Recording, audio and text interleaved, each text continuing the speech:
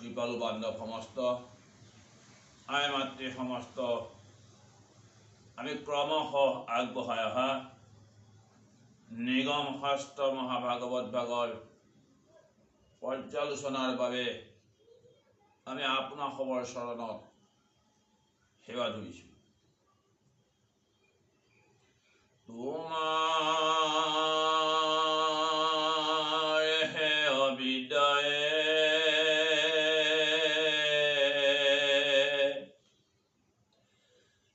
আমাক মোহিলে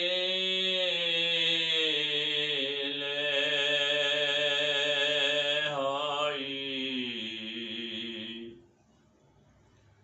নাজানো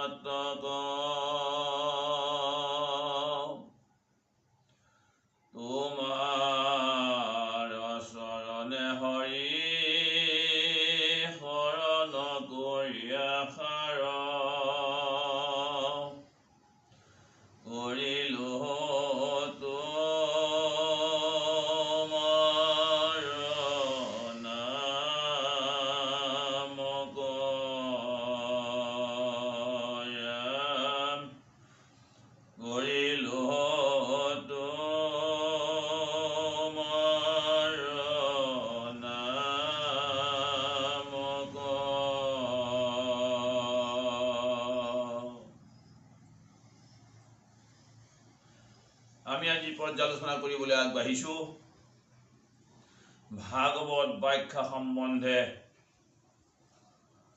আত্মাৰাম শুকদেৱৰ ৰাজ প্ৰশ্নোত্তৰ। বান্ধৱ সমস্ত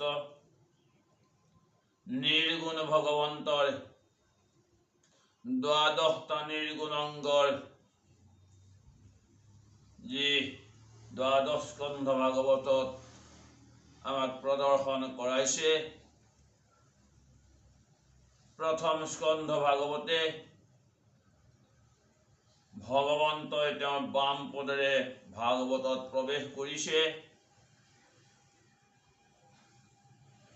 ভগৱন্তৰ বাম পদ হৈছে গুৰু, কিন্তু আমাৰ বাম পদে মায়াক বুজাইছে। ভগৱন্তৰ বাম পদে গুৰুক বুজাইছে, সেয়েহে গুৰু ৰূপে ভগৱন্তই ভাগৱত শাস্ত্ৰত প্ৰৱেশ কৰিছে আৰু প্ৰথম স্কন্ধ ভাগৱতত তেওঁৰ বাম পদেৰে তেওঁ প্ৰৱেশ কৰি গুৰুৰ নিদৰ্শন প্ৰকট কৰি দেখুৱাইছে। গুৰুৰূপে যেতিয়ালৈকে শিষ্যৰ ওচৰত প্ৰকট হৈ নুঠে, যেতিয়ালৈকে শিষ্য সমস্ত গুৰুৰ সন্মুখীন হোৱা নাই, গুৰুৰ উপদেশ লোৱা নাই, তেতিয়ালৈকে সেই শিষ্যৰ জ্ঞান জাগৃত হোৱা নাই। উপযুক্ত গুৰুৰ চৰণত দীক্ষা গ্ৰহণ কৰিলে, উপযুক্ত গুৰুৰ পৰা দীক্ষা গ্ৰহণ কৰি ভগৱন্তৰ গুণানুকীৰ্তন শ্ৰৱণ কীৰ্তনৰ উদ্দেশ্যে আগবাঢ়ি গ'লে জীৱন্ততে ভগৱন্তৰ দৰ্শন হয় বুলি শাস্ত্ৰই প্ৰকাশ কৰিছে। যিহেতুকে এই শাস্ত্ৰভাগৰ নিৰ্গুণ শাস্ত্ৰ মহাভাগৱত ভাগত প্ৰকাশ কৰিছে যে ধৰ্ম অৰ্থ কাম মোক্ষ চাৰি পুৰুষাৰ্থ, আৰু এই চাৰি পুৰুষাৰ্থৰ লগত এই শাস্ত্ৰভাগে আৰু এক পুৰুষাৰ্থ ইয়াত সংযোগ কৰিছে, সেয়ে হৈছে ভক্তি যোগ বা সপ্ৰেম ভকতি। কিয়নো একমাত্ৰ জ্ঞানৰ দ্বাৰা এই শাস্ত্ৰভাগৰ অন্তৰ্ভাগত প্ৰৱেশ কৰাটো অতি কঠিন। গতিকে নিৰ্গুণ শাস্ত্ৰ মহাভাগৱত ভাগৰ অন্তৰ্ভাগত প্ৰৱেশ কৰিব লাগিলে একমাত্ৰ জ্ঞানৰ দ্বাৰা ই সম্ভৱ নহয়। গতিকে প্ৰেম ভকতি বা ভক্তি যোগক পঞ্চম পুৰুষাৰ্থ ৰূপে শাস্ত্ৰই স্বীকৃতি প্ৰদান কৰিছে। সেয়েহে আমি এই শাস্ত্ৰভাগৰ তত্ত্ব অৰ্থ মৰ্ম বুজিব লাগিলে আমি উত্তম গুৰুৰ ওচৰত শৰণ ল'ব লাগিব।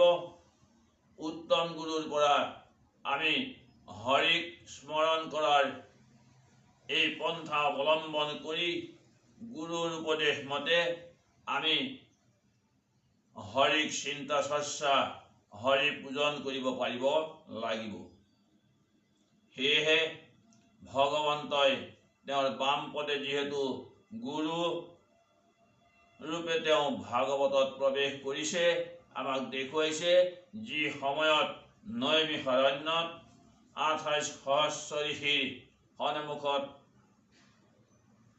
গুৰু মানি সকলো এই 28 সহস্ৰ ঋষিয়ে ভাগৱত শাস্ত্ৰ শ্ৰৱণ কৰিছিল সুতমুনিৰ পৰা। আৰু যেতিয়াই আহি ইয়াত গুৰুৰ প্ৰৱেশ ঘটিছে তেতিয়াই সুতমুনি এই 28 সহস্ৰ ঋষি আৰু সুতমুনি ইয়াৰ পৰা আঁতৰ হৈছে, যিহেতু ভগৱন্তই বাম পদেৰে প্ৰৱেশ কৰি তাত গুৰুৰূপে তেওঁ নিদৰ্শন দেখুৱাইছে। এই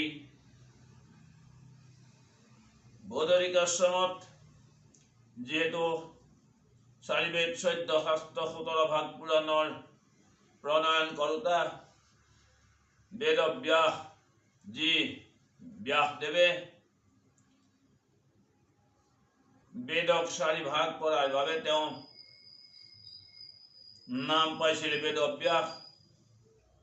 আৰু সেই বেদব্যাসে বদৰিকাশ্ৰমত গৈ তেওঁ উগুল থুগুল স্পৃশ কৰি আছিল, কিয়নো তেওঁ সেই সময়লৈকে গুৰুৰ সন্মুখীন হোৱা নাছিল। যি সময়ত দেৱৰ্ষি নাৰদ গৈ বদৰিকাশ্ৰমত প্ৰৱেশ কৰি ব্যাস মুনিক তেওঁ দেখা দিছিল আৰু ব্যাসে নাৰদ মুনিক গুৰুৰূপে গ্ৰহণ কৰি তেওঁক গুৰুৰ আসনত উপবিষ্ট কৰালে। আৰু দেৱৰ্ষি নাৰদেও বেদব্যাসক শিষ্য হিচাপে লৈ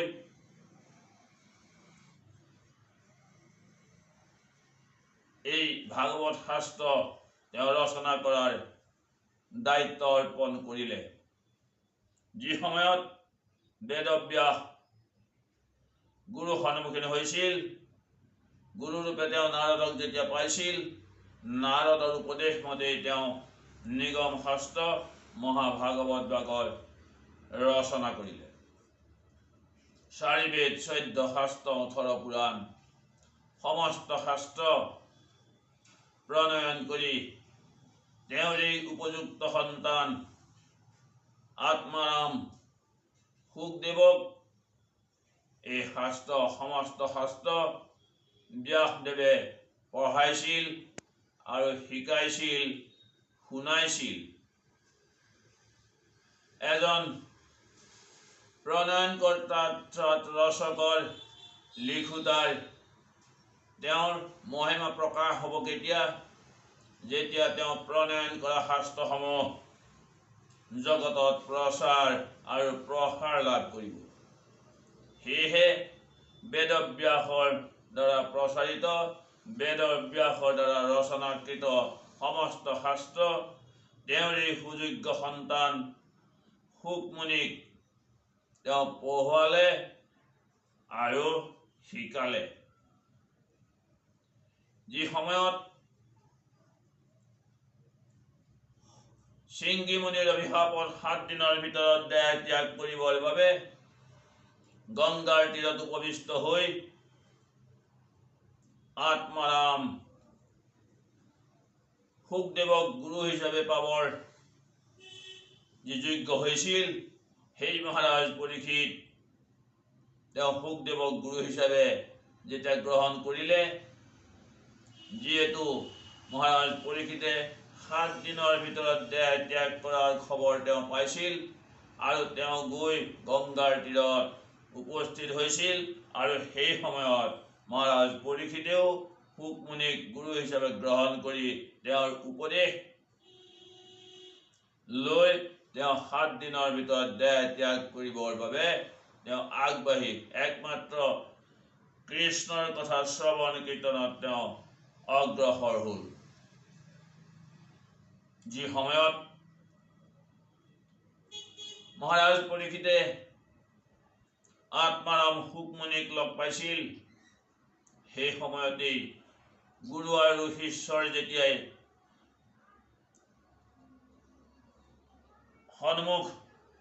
গুৰু যেতিয়াই শিষ্যৰ সন্মুখত হাজিৰ হ'ল, গুৰু শিষ্যৰ যেতিয়াই মিলন হ'ল, তেতিয়াই প্ৰথম স্কন্ধৰ অন্ত পৰিছে আৰু দ্বিতীয় স্কন্ধ আৰম্ভ হৈছে মহাভাগৱত ধৰ্মৰ জৰিয়তে। মহাভাগৱত ধৰ্মৰ কথন, মহাভাগৱত ধৰ্ম কথনেৰে দ্বিতীয় স্কন্ধ আৰম্ভ হৈছে আৰু এই দ্বিতীয় স্কন্ধৰ শেষৰ ফালেই প্ৰকাশ কৰিছে যে তেওঁ ভগৱন্তৰ সম্পদে যিহেতু মহাভাগৱত ধৰ্মক ধাৰণ কৰিছে, মহাভাগৱত ধৰ্ম প্ৰচাৰ কৰিবলৈ গৈ দ্বিতীয় স্কন্ধৰ শেষলৈ প্ৰকাশ কৰিছে যে আমাৰ যে মোৰ লক্ষণ 10টা, মহাভাগৱত শাস্ত্ৰৰ দ্বিতীয় স্কন্ধত 10টা লক্ষণৰ কথা প্ৰকাশ কৰিছে। 10টা লক্ষণ: সৰ্গ, বিসৰ্গ, স্থান, পোষণ, উতি, মনন্তৰ, ঈশান, নিৰোধন, মুক্তি আৰু আশ্ৰয়। ইয়াকে পুৰাণ সমস্তত এই 10টা লক্ষণৰ কথাকে কৈছে যে ব্ৰহ্মাণ্ডৰ উৎপত্তি, উপসৃষ্টি, প্ৰজা সৃষ্টি, ভগৱানৰ দ্বাৰা পালন, কৰ্মবাসনা, মনন্তৰ, ভগৱত তত্ত্ব জ্ঞান, ভগৱত ধামলৈ প্ৰত্যাৱৰ্তন, মুক্তি আৰু আশ্ৰয়। শুকমুনি নিগদতি শুনা ৰাজা মহামতি, কহো ভাগৱতৰ লক্ষণ, পুৰুষৰ পয় দৃষ্টি, উপজে কাৰণ সৃষ্টি, আকে সৰ্গ বোলে সাধুজন,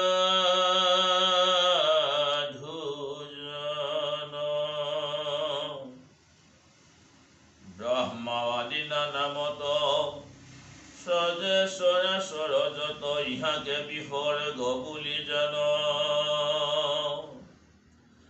ৰাজা দেৱ দ্বৈত যাক, পাইলে মহামহিমাক, ইটো লক্ষণৰ নাম স্থান, মহাপাপী ভক্ত হয় তাকো কৃষ্ণ নিষ্ঠাৰয়, জানা ৰাজায়ে হিতো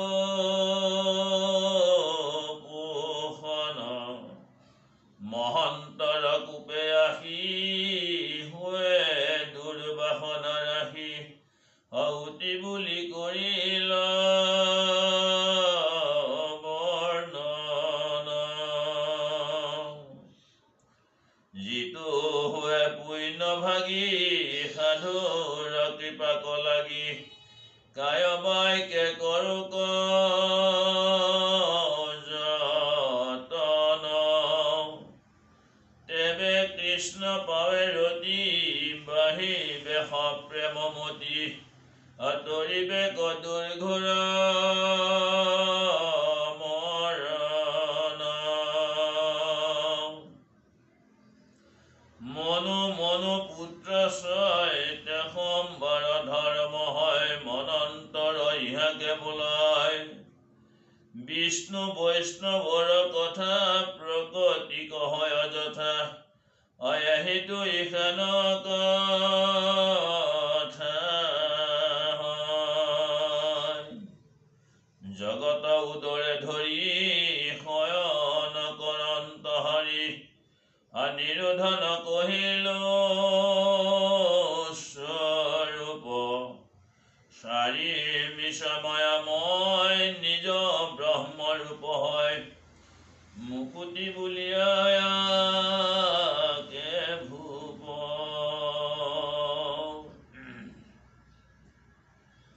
কোটি কোটি ব্ৰহ্মাণ্ডৰ যত জীৱ সমস্তৰ একমাত্ৰ আশ্ৰয়ৰ স্থান সৃষ্টি স্থিতি প্ৰলয়ৰ হেতু যিটো মহেশ্বৰ আশ্ৰয় কহিলো ভগৱান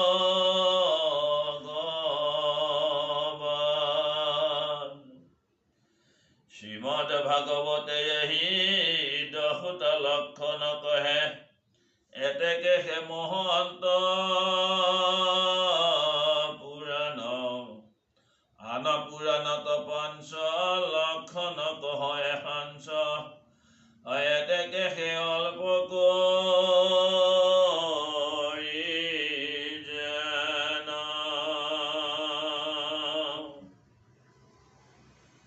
এই 10টা লক্ষণ শ্ৰীমদ ভাগৱতে এই 10টা লক্ষণ কহে এতেকেহে মহন্ত পুৰাণ বুলি কাৰণেই কৈছে যে এই ভাগৱত শাস্ত্ৰত 10টা লক্ষণ সন্নিৱিষ্ট হৈ আছে।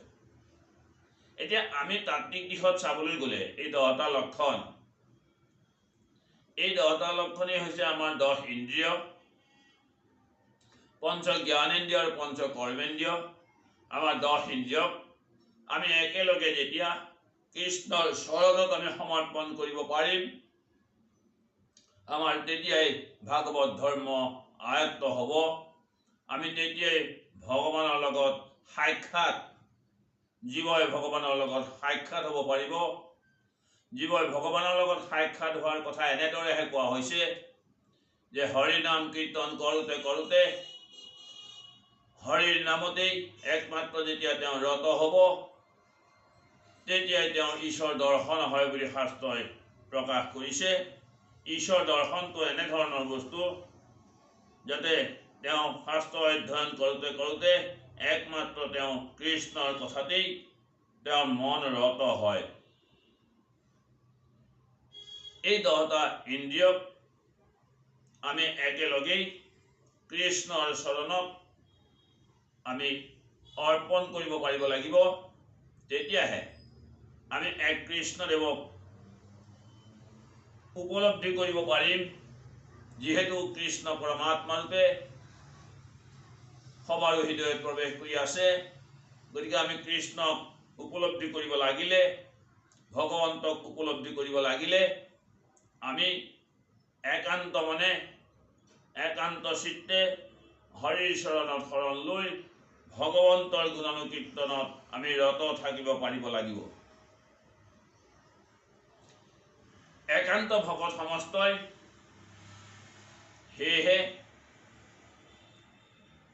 সাৰূপ্য সালোক্য সাযুজ্য সামীপ্য আৰু লীন মুক্তি যদিও 5বিধ মুক্তিৰ কথা শাস্ত্ৰই প্ৰকাশ কৰিছে, একমাত্ৰ ভগৱন্তৰ চৰণ য'ত সেৱা কৰাৰ ব্যৱস্থা নাই তেনেধৰণৰ মুক্তিকো নালাগে বুলি কপিল গোসাঁই মাতৃ দেৱহূতিয়ে প্ৰকাশ কৰিছিল।